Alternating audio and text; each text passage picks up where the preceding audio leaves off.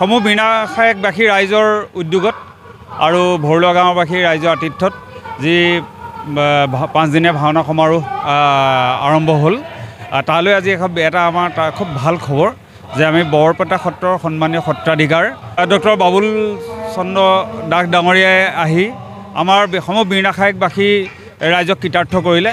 তেখেতলৈও আমি বীণাখায়েকবাসী হৈ আমি কৃতজ্ঞতা জ্ঞাপন কৰিছোঁ।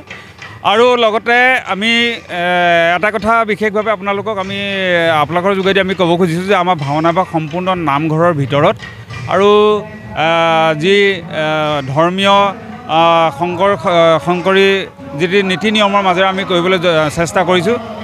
অৱশ্যে কিছু ভুল ত্ৰুটি থাকি যাব পাৰে, সেইখিনি আমি সকলোৱে মাৰ্জনা কৰিব বুলি আমি আশা ৰাখিলোঁ। আৰু শিশুসকলৰ দ্বাৰা আমি ভাওনাভাগ আমি সমূহ আটাইকেইখন ভাওনা আমি শিশুসকলৰ দ্বাৰা পৰিৱেশন কৰাৰ চিন্তা কৰি পেলাই আমি গোটেই অনুষ্ঠানটো আমি ৰাখিছিলোঁ।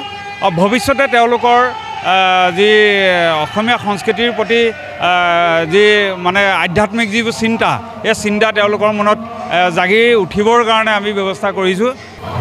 সদৌ অসম ভিত্তিত অনুষ্ঠিত হোৱা চেমনীয়া ভাওনা প্ৰতিযোগিতাৰ এজন উদযাপন সমিতি বিষয়ববীয়া হিচাপে আমি যথেষ্ট আনন্দিত। আজিৰ এই অনুষ্ঠানভাগিত অসমৰ বিভিন্ন প্ৰান্তৰ পৰা দল আহি যোগদান কৰি যিধৰণে আমাৰ এই আমন্ত্ৰণ ৰক্ষা কৰি তেওঁলোকে যিধৰণে আমাৰ ইয়াক নাট প্ৰদৰ্শন কৰিছে আৰু সেই নাট উপভোগ কৰিবলৈ আমাৰ নিজৰ অঞ্চলৰ উপৰিও দূৰ দূৰণিৰ অঞ্চলৰ ৰাইজ গোৱা ৰাইজ হিলদোল ভাঙি আহি আমাৰ এই অনুষ্ঠানভাগিত অংশগ্ৰহণ কৰি দৰ্শক হিচাপে শ্ৰোতা হিচাপে বা আজি সেৱকী হিচাপে আহি ইয়াত যি এটা পুণ্য স্থানলৈ পৰিৱেশিত কৰিলে সেইলৈ আমি অতি গৰ্বিত। আৰু আশা ৰাখিছোঁ আমাৰ এই জয়যাত্ৰা, আমাৰ এই আশা সুদূৰ প্ৰসাৰী হৈ ইয়াৰ প্ৰভাৱ এটা সুন্দৰ বাৰ্তা আমাৰ এই বীণাখায়েক অঞ্চলৰ পৰা সমগ্ৰ অসমবাসীয়ে পাব বুলি আশা কৰি মোৰ বক্তব্য ইমানতে সামৰণি মাৰিলোঁ।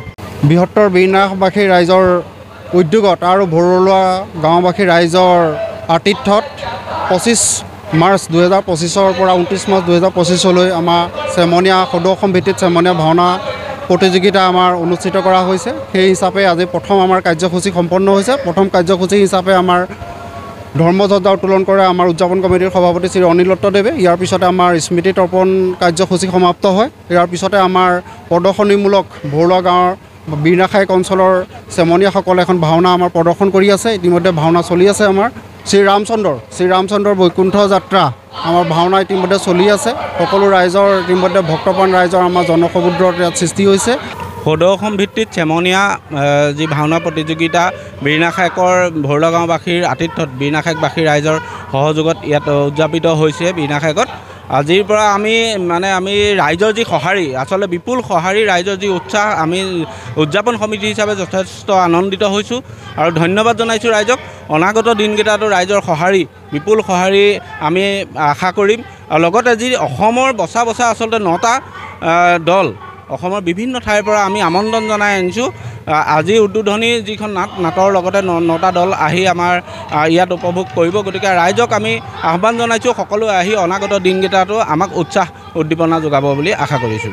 সমূহ বীণাখায়েকবাসী ৰাইজৰ উদ্যোগত আৰু ভৰলুৱা গাঁওবাসীৰ ৰাইজৰ আতিথ্যত যি 5 দিনীয়া ভাওনা সমাৰোহ আৰম্ভ হ'ল, তালৈ আজি এটা আমাৰ খুব ভাল খবৰ যে আমি বৰপেটা সত্ৰৰ সন্মানীয় সত্ৰাধিকাৰ ডক্টৰ বাবুল চন্দ্ৰ দাস ডাঙৰীয়াই আহি আমাৰ সমূহ বীণাখায়েকবাসী ৰাইজক কৃতাৰ্থ কৰিলে। তেখেতলৈও আমি বীণাখায়েকবাসী হৈ আমি কৃতজ্ঞতা জ্ঞাপন কৰিছোঁ। আৰু লগতে আমি এটা কথা বিশেষভাৱে আপোনালোকৰ যোগেদি আমি ক'ব খুজিছোঁ যে আমাৰ ভাওনাভাগ সম্পূৰ্ণ নামঘৰৰ ভিতৰত আৰু যি ধৰ্মীয় শংকৰী যি নীতি নিয়মৰ মাজেৰে আমি কৰিবলৈ চেষ্টা কৰিছোঁ। অৱশ্যে কিছু ভুল ত্ৰুটি থাকি যাব পাৰে, সেইখিনি আমি সকলোৱে মাৰ্জনা কৰিব বুলি আমি আশা ৰাখিলোঁ। আৰু শিশুসকলৰ দ্বাৰা আমি ভাওনাভাগ আমি সমূহ আটাইকেইখন ভাওনা আমি শিশুসকলৰ দ্বাৰা পৰিৱেশন কৰাৰ চিন্তা কৰি পেলাই আমি গোটেই অনুষ্ঠানটো আমি ৰাখিছিলোঁ। ভৱিষ্যতে তেওঁলোকৰ যি অসমীয়া সংস্কৃতিৰ প্ৰতি যি মানে আধ্যাত্মিক যিবোৰ চিন্তা, এই চিন্তা তেওঁলোকৰ মনত জাগি উঠিবৰ কাৰণে আমি ব্যৱস্থা কৰিছোঁ। সদৌ অসম ভিত্তিত অনুষ্ঠিত হোৱা চেমনীয়া ভাওনা প্ৰতিযোগিতাৰ এজন উদযাপন সমিতি বিষয়ববীয়া হিচাপে আমি যথেষ্ট আনন্দিত। আজিৰ এই অনুষ্ঠানভাগিত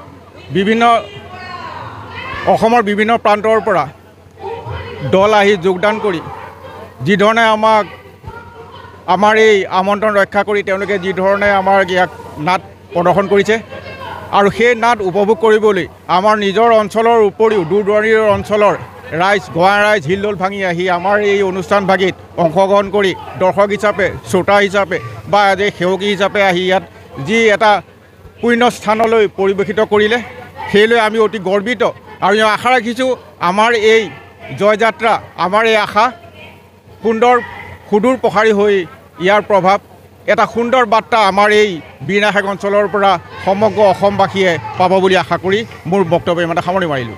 বৃহত্তৰ বীণাখায়েকবাসী ৰাইজৰ উদ্যোগত আৰু ভৰলুৱা গাঁওবাসী ৰাইজৰ আতিথ্যত 25 মাৰ্চ 2025 পৰা 29 মাৰ্চ 2025 আমাৰ সদৌ অসম ভিত্তিত চেমনীয়া ভাওনা প্ৰতিযোগিতা আমাৰ অনুষ্ঠিত কৰা হৈছে। সেই হিচাপে আজি প্ৰথম আমাৰ কাৰ্যসূচী সম্পন্ন হৈছে। প্ৰথম কাৰ্যসূচী হিচাপে আমাৰ ধৰ্মধ্বজা উত্তোলন কৰে আমাৰ উদযাপন কমিটিৰ সভাপতি শ্ৰী অনিল দত্তদেৱে। ইয়াৰ পিছতে আমাৰ স্মৃতি তৰ্পণ কাৰ্যসূচী সমাপ্ত হয়। ইয়াৰ পিছতে আমাৰ প্ৰদৰ্শনীমূলক ভৰলুৱা গাঁৱৰ বীণাখায়েক অঞ্চলৰ চেমনীয়াসকলে এখন ভাওনা আমাৰ প্ৰদৰ্শন কৰি আছে। ইতিমধ্যে ভাওনা চলি আছে। আমাৰ শ্ৰী ৰামচন্দ্ৰৰ বৈকুণ্ঠ যাত্ৰা আমাৰ ভাওনা ইতিমধ্যে চলি আছে। সকলো ৰাইজৰ ইতিমধ্যে ভক্তপ্ৰাণ ৰাইজৰ আমাৰ জনসমুদ্ৰৰ ইয়াত সৃষ্টি হৈছে।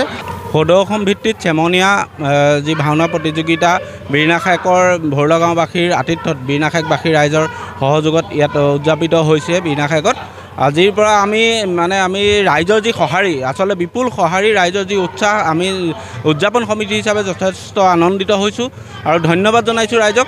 অনাগত দিনকেইটাতো ৰাইজৰ সঁহাৰি বিপুল সঁহাৰি আমি আশা কৰিম। আৰু লগতে যি অসমৰ বচা আচলতে 9টা দল অসমৰ বিভিন্ন ঠাইৰ পৰা আমি আমন্ত্ৰণ জনাই আনিছোঁ।